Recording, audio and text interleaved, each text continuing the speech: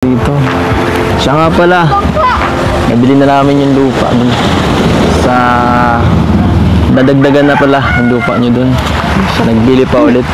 Grabe. Thank you po. Grabe talagang ano. Salamat po. Grabe ang biyaya. Yung iba nga po, mga unexpected naman na po. Hindi ko na po inaasahan yung mga blessings.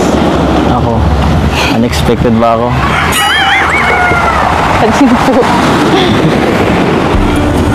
Ay, parang itong mga nakabili mo ako pinapansin. So, nakapagtampo ka. Na-busy lang po nung ano. Busy ka. Ano po, magpipista po sa amin. Madami pong ginagawa. Siyempre. Tapos may, yung mga ano kamag-anak ko po andun. Hindi ka nagsasabi sa akin eh. Ibang naisip ko. Ano naman po iniisip niya? Ikaw. Ako po. Siya nga pala. Sorry. Sorry at di ako nakatid ditong nakaraan. Okay lang po. Alam ko nagtampo ka. Hindi man po. Nagtampo ka nun. Naramdaman ko. Medyo lang naman po. Sabi ko na eh. Sorry na. Sorry na. Nabawi ako. Galit ka ba? Hindi. Ramdam ko eh. Ang dami po kasing ano, ginagawa ko nun. Alam niyo na po, may binyagan naman po bagad. Oo. Sa amin, kaya siyempre po, ako po yung mag-aasikaso at mga anay. Yung mga hugasin, laging akong hugasin. Sabagay. Hindi po doon natatanggalan hugasin. Sana tinawag mo ako, no? Hindi na nga po kayo nakapunta. At hindi ka kasi nag-chat. Kailaw sabi na po ako nun. Sorry na. Sorry na. Naghintay po ako dun. Kala ko po pupunta kayo. Talaga? Sorry na. Sorry na. Huwag ka na magtampo. Ayos lang po yan. Tapos naman na po. Tapos na. Ang mahalaga po, nabinyagan na po si baby. So, ayun mga kasukay, mga kalingap, no? Itong si Beyonce ay, syempre, binyag ng kapatid niya. Sobrang busy, no? Tapos, sabi nga, is yung kanyang cellphone is nasira, no? Pero, ngayon may cellphone na siya, mga kasukay, mga kalingap.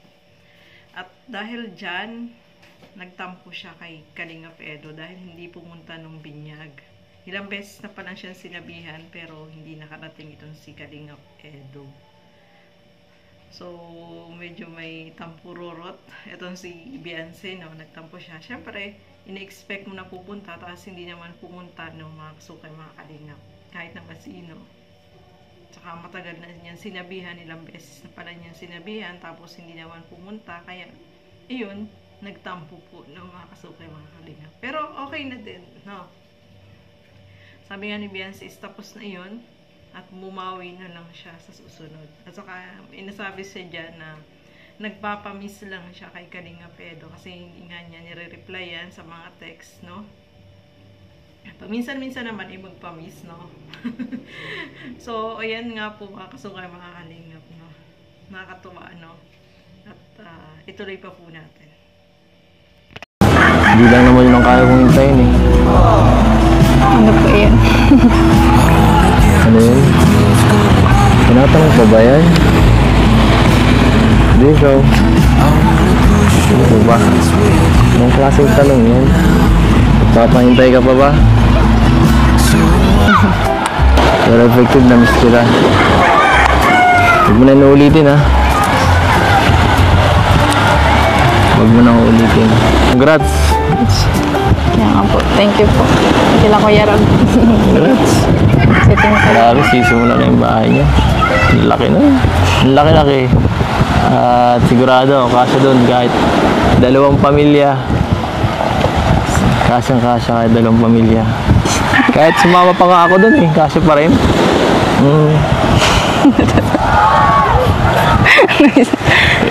Namiss niyo po ata yung kamay ko. Oh. Miss na miss.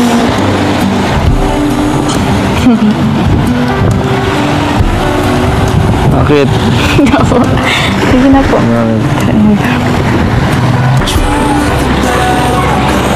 Kasi, paano yan? Love na kita.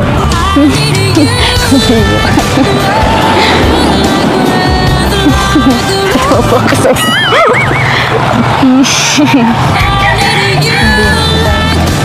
Hindi nga. Ito lang. Love team lang. Pero sa akin, hindi. Wala ka na magagawa dun. Nagagawan mo to eh. Wala po akong ginagawa. Nagagawan mo to. Ay. Ang nakabense.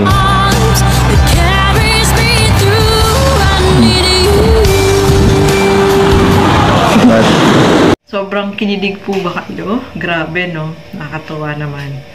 So, ayan nga. Sabi dyan ni Eds is, magpapaantay ka pa ba? Siyempre, hintayin mo si Beyonce Eds, no? Siyempre, hindi naman magsasabi yan ng may magsabi si Beyonce, no? Mararamdaman mo naman yun sa kung ano yung feelings ni Beyonce para sa iyo, no? Kahit hindi mo natanungin, ay mararamdaman mo yun. At eto pa, nakakatuwa, ano? May sinabi siya dyan na love na nga kita eh. Kasalanan mo yan. So, syempre, nadidevelop, no? Nadidevelop yung feelings ng bawat isa. At halata mo naman yun. Although, kahit content lang po yan, mga kasukay, mga kalingap. Iba, syempre, yung kapag yung lagi kayong magkausap, lagi kayong magka-chat, yun nga lang, itong si Beyonce nitong nagkaroon ng binyagan, eh medyo hindi siya nakapag-chat kay Eds dahil nahulog yung cellphone niya, no, mga kasukay, mga kalingap. Kaya, na-miss talaga ni Edo itong si Beyonce.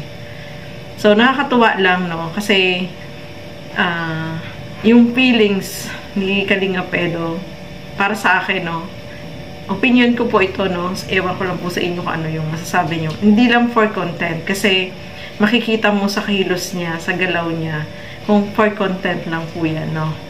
Mararamdaman mo yan. Sobrang nakakilig po, ano? Nakakatuwa silang panoorin. Sobrang romantic, no? Yung lugar, napakaganda po ng view. Tabing dagat, di ba? Napakagandang panoorin. Kaya sobrang kinikilig tayo at natutuwa tayo dito sa kanila, mga kasukay, mga kalinga. Nakakawala ng stress, syempre. Na-in love tayo, no, dito sa ating pinapanood, no. Sana in real life maging sila talaga, no, mga kasukay, mga kalingap. So ituloy pa po natin. sorry ulit ha. Okay lang po yan. Okay lang. Tagal na po yan. Tagal na. Tagal na. So ano ka nga, tatampo ka. Okay lang. Konti lang. Promise, hindi ka nagalit. Parang nagpupuntang hininga ka, parang meron pa. Hindi ka na magalit sa akin. Sorry na ulit. Hindi na po. Hindi. Iba yung ginagalaw mo eh. Pero maintindihan ko pa rin naman. Kasi kasalanan ko pa rin naman kung bakit ka nagkakaganyan. Sana mamaya, okay na tayo. Sana i-check mo ako. Nakauwi na ako.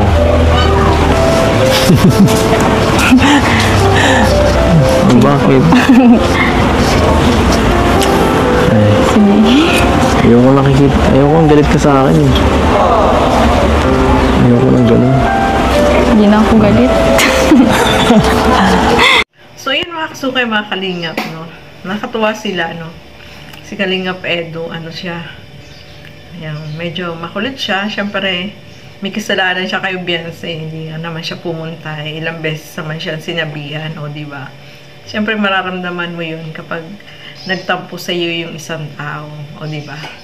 So, ayan nga, sabi natawa ako sa sinabi niya na mami, i-chat mo ako ha, kung nakauwi na ako, diba? Nakakatawa lang po, no, mga kasukay, mga kalingap. At, ayan, nagtampo nga talaga itong si Beyonce, no? Kahit naman siguro ako, magtatampo ako kasi ini-expect mo na pupunta siya tapos hindi naman siya pumunta, o diba? Kaya talaga nagtampo, pero babawi naman daw siya, mga kasukay, mga kalingap. So, ituloy po natin. Nangalipat ako, upo po muna. Opo. Okay lang. Okay lang nakatayo. Thank you sa pagsundo. Sa ano. Wala naman yun. Maliit na bagay lang yun. Binabawi lang ata kayo.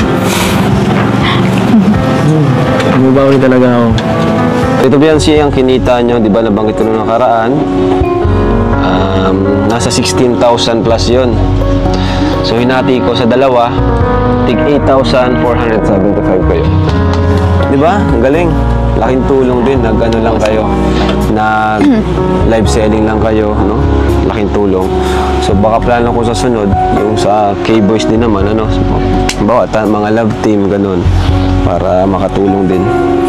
So, yan, 8,500. Grabe. Congrats, Beyonce. Congrats sa inyo ni Joy. Thank you so much po dun sa mga sumama po sa amin. Sa ano live. Sa mga nag-mine, ano? Opo. 3, 1, 2, 3, 4, 5, 6, 7, 8,500. Ayun, Beyonce. Thank you po, Ram. Thank you po kay Ate Jack. Malaking ano din. At least allowance, di ba? Salamat po. So ito, dagdag mo na dyan. Galing sa Team Kalinga. Galing sa akin. Ang allowance mo. Hindi makakalimutan. Naghihintay ako sa'yo. Sa chat mo. Okay ba? Pipilitan ka lang yata eh. Sige na po. Sige. Ano na ako? Mamaya. Sige. Atin ko na po. Gusto ko hobby. Gusto. Sige nga, ulitin mo nga. Hindi ako napipilitan. Sige na, Habi. Sige, tara na. Mga kasukay, mga kalingap, sobrang malaking tulong po yung live selling, no? Pagla-live selling nila, no? Kasi ilang oras lang naman yun, tapos kumita sila ng ganun kalaki, no? 8,500. Grabe, no? Mga kasukay, mga kalingap. Kaya naman, malaking bagay, malaking opportunity rin sa kanila yun. At ano din yun, pang allowance, no? So, maganda yung ginawa sa kanila na magla-live selling sila. At saka, ang nakakatuwa doon, mga kasukay, mga kalingap, yung time na yun, sa lahat ng mga nag-live selling, sila ni Joy, sila si Beyonce at si Joy, nakapag-sold out lahat ng items, no, diba? So, nakakatuwa naman, mga kasukay, mga kalingap. Napaka daming nag-support dito sa live selling na yun, mga kasukay. At sana tandem naman, yung love team naman sa susunod, no? Susunod, malaking tulong din yun sa kanila, no? Nakakatuwa. At meron silang natatanggap na ganyan, kalaking halaga na talagang yung para galing sa kanilang pinaghirapan din, no? Pero hindi naman mahirap yung ginawa nila, no, mga kasukay, mga kalingap. Nagla-live selling lang naman po. At eto pa, nakakatuwa din, no? Si Kalingap Edo ay nagre-request kay Beyonce na sana daw pag-uwi mag-chat sa kanya, o diba? Grabe naman si Kalingap Edo, no? Chat ka niyan, Kalingap Edo, don't worry, you know? So, ayan, I hope na nag-enjoy po kayong lahat, kinilig, natuwa, no? At maraming salamat po sa lahat. At syempre, supportahan po natin Bal Santos Matubang, Kalingap Rob, Ate Edna Vlogs, at Kalingap Edo, support din po natin. At ang inyong lingkod, Gandang Emmy, sa mga hindi pa po nakapag-subscribe, please subscribe and please hit the notification bell para lagi po kayong updated sa aking mga ina-upload na mga reaction video. So hanggang dito na lamang po muna. Keep safe everyone. Thank you for watching. Mabuhay po tayong lahat. Bye-bye!